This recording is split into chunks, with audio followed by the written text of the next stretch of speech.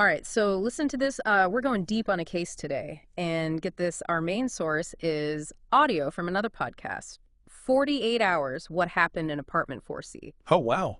It's a deep dive within a deep dive, right? Yep. It's the story of Joey Communal, this 26-year-old guy who just vanished in New York City back in November 2016. Okay.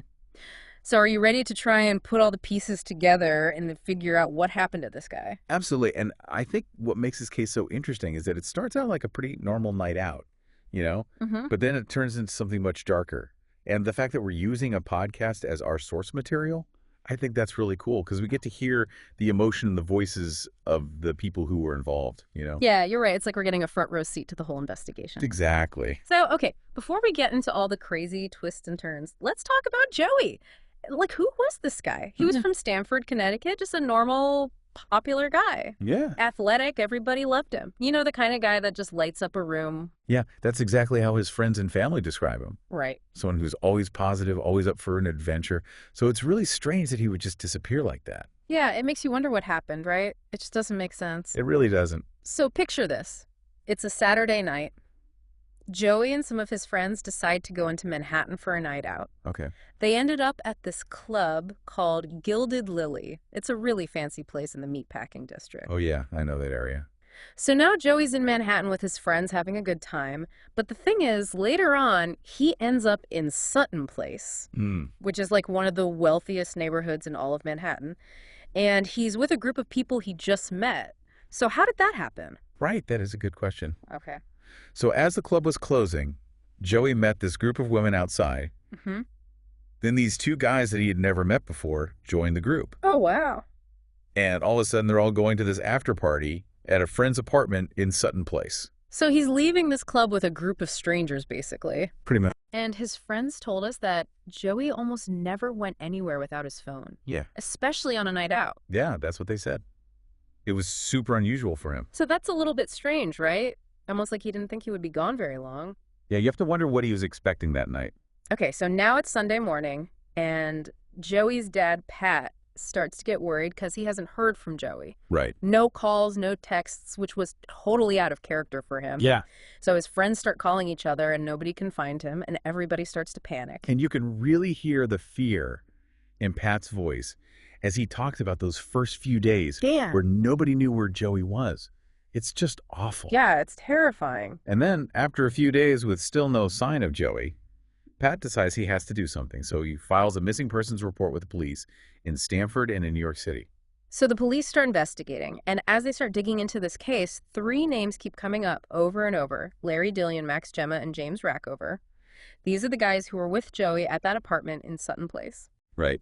And their backgrounds are a little suspicious, to say the least. Rick. Dillion's family is really wealthy from New Jersey. Gemma's father has a lot of political connections. And then there's Rackover.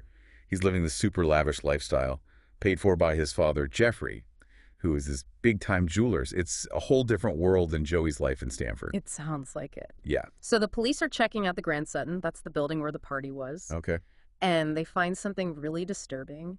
They find Joey's clothes and some of his other stuff in the trash outside, and they're covered in blood. That's awful. It's horrible, right? Yeah. So at this point, the investigation totally changes. It's not a missing persons case anymore. It's clear that something really bad has happened. Right. And now it seems like somebody is trying to cover up a crime. Yeah, the whole mood changes. It's way more serious now. Mm. And the mystery just keeps getting deeper. Yeah, all of a sudden it's a lot more complicated. And then under all this pressure from the police, Larry Dilling breaks down. He confesses to the police and tells this gruesome story about a fight that turned deadly. Oh, wow. So Dillion's confession is like a total bombshell. He told the police that he and Joey got into an argument and he ended up punching Joey. Then Rackover jumped in and started beating him really badly. Yeah, and it gets even worse. Dillion says that Rackover stabbed Joey to death, and then he even tried to cut up the body in the bathroom. Oh my God. It's just horrifying. Yeah. The detail that Dillion gives about how they tried to cover it all up is just shocking. Wow. So what did they do? He says they cleaned the whole apartment, moved the body, and then they drove all the way to Oceanport, New Jersey to bury and burn it. That's terrifying. Like something out of a nightmare. It really is. Mm. And even though Dillion says that Gemma was asleep during the murder and had nothing to do with it, the police still arrest Gemma for helping them cover up the crime and for tampering with evidence. So it sounds like the police don't believe Dillion's whole story. Not entirely. They think he's probably leaving some stuff out. Right. So the investigation continues, and they start looking into James Rackover. Yeah, and it turns out he's not who he says he is. His real name is James Bowden, and he's an ex-con from Florida. Hold on, so he's an ex-con pretending to be the son of this multimillionaire? That's crazy. Yeah, pretty wild, Yeah. right? So now the police are really curious about his relationship with this guy, Jeffrey. Like, why would this wealthy guy take in a young ex-con? Let him use his name. Yeah, I mean, there are even some people saying that maybe their relationship was more than just father and son, you know? There were definitely rumors about that, but Jeffrey's lawyer denied everything. Yeah, of course. So it's all very suspicious.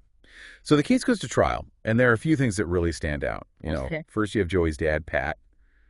He takes the stand and gives this incredibly emotional testimony about losing his son. Then there's this really creepy jailhouse phone call where James is basically bragging about how he's going to get out of jail soon. Oh. And the defense attorneys are doing everything they can to make it seem like Dillion is the one who's really responsible for the murder. So they're saying James had nothing to do with it. Exactly. Wow. It's crazy how one night out can turn into something so horrible. It really is. And it makes you think about the different worlds that these guys came from. You know, Yeah. Joey was just a normal guy from Connecticut, and then you have these other guys with their fancy lawyers and their connections.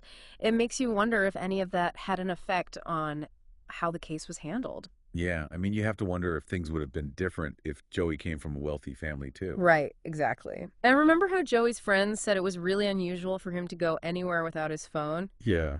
Well, the police had to use his friends' social media posts and interviews with them just to figure out where he went that night. It makes you think about how things might have been different if he had his phone. Maybe they could have tracked him down sooner. Yeah.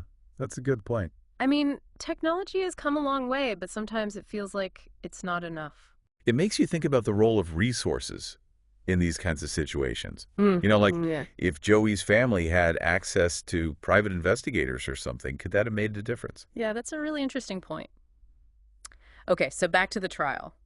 The jury has heard all the evidence. They've heard all the different stories. Yeah. What do they decide? Well, the verdict is about to come in, and it's going to send shockwaves through the courtroom. Okay, so tell me, what's the verdict? They find James Rackover guilty of murdering Joey.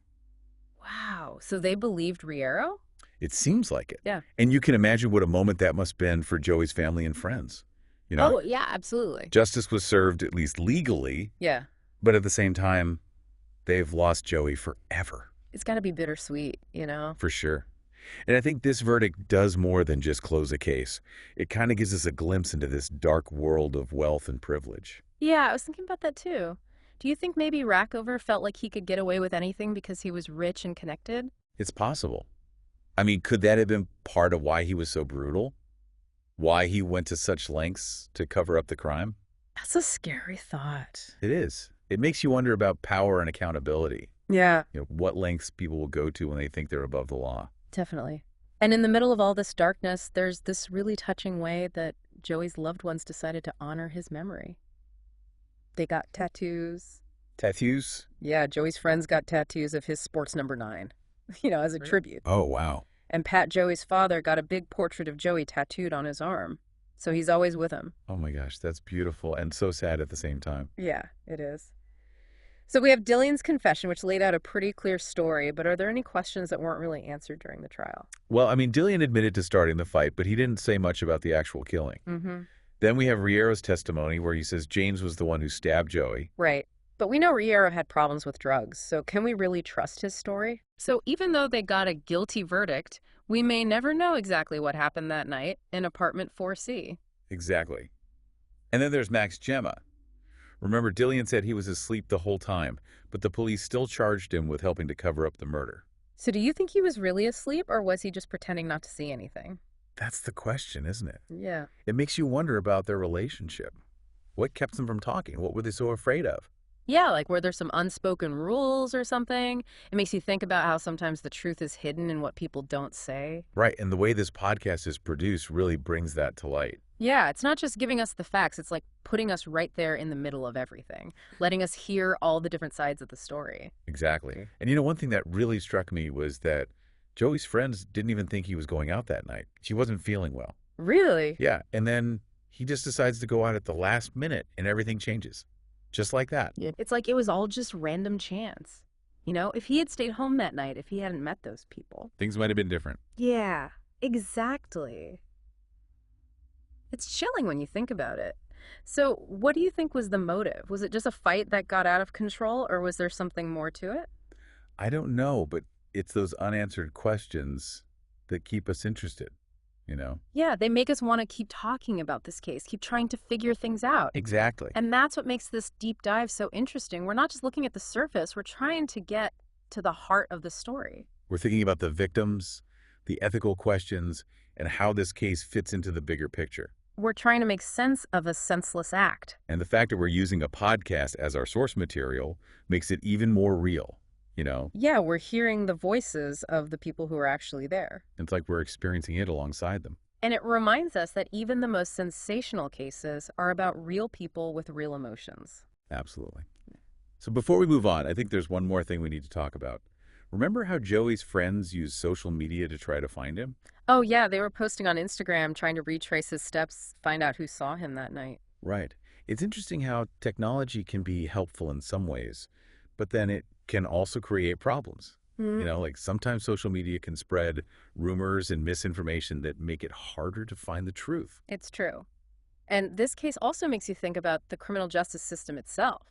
Did Rackover's wealth and privilege give him an advantage? Do you think that influenced how the investigation and trial went? I mean, it's definitely something to think about. You know, we see how much more support and resources the defendants had compared to Joey's family.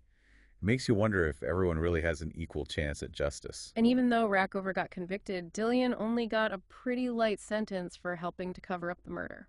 Yeah, I mean, do you think that's really justice for Joey and his family? It's hard to say for sure, but it definitely makes you wonder if there's more to this story than we know. I think there probably is. And that's what makes this case so fascinating, even after all these years. It stays with you. It makes you question everything. It makes you think about what really happened in that apartment. What were those guys really thinking? What led to this horrible crime? I mean, we may never have all the answers, but I think that's okay. Sometimes the questions are just as important as the answers. Yeah, I agree. It's the questions that keep us thinking, keep us searching for the truth. Yeah, and it really makes you think about how wealth and privilege play into the legal system. I mean, do you think Rackover got special treatment because he came from a wealthy family?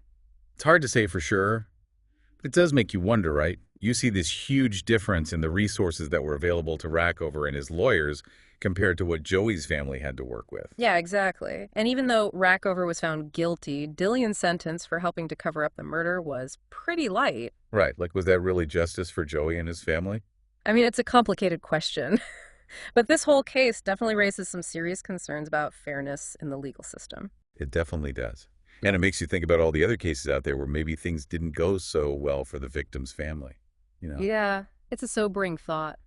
But even with all the darkness and tragedy in this case, I think it's important to remember the strength of the human spirit, you know? Absolutely. Joey's loved ones have been through something truly horrific, but they've managed to channel their pain into something positive. That's right. They've become advocates for change. They're supporting other families who have lost loved ones. They're making sure Joey's memory lives on. It's incredibly inspiring to see their resilience, and it's a reminder that even in the face of unimaginable loss, there's always hope. I totally agree. So we've covered a lot of ground in this deep dive. We've looked at the evidence. We've heard the different perspectives. We've tried to make sense of this senseless crime. And yet, even with all that, there is still so many unanswered questions. Like, what really happened in that apartment that night? What was going through those guys' minds? Those are the questions that haunt you. You know, the ones that make you want to keep digging, keep searching for answers. And sometimes the answers are elusive, right? But even if we never know the whole truth, I think the process of asking the questions is important. I think so too. It's about acknowledging the complexity of these situations, recognizing that there's always more to the story than what we see on the surface. Exactly. And it's about remembering the victims, honoring their memories, and working to create a world where these kinds of tragedies happen less often. I couldn't have said it better myself. It's been a really thought-provoking deep dive. It really has. So thanks for joining me on this journey into the disappearance of Joey Communal. It's been my pleasure. And to everyone listening out there, keep asking questions, keep exploring, and never stop searching for the truth.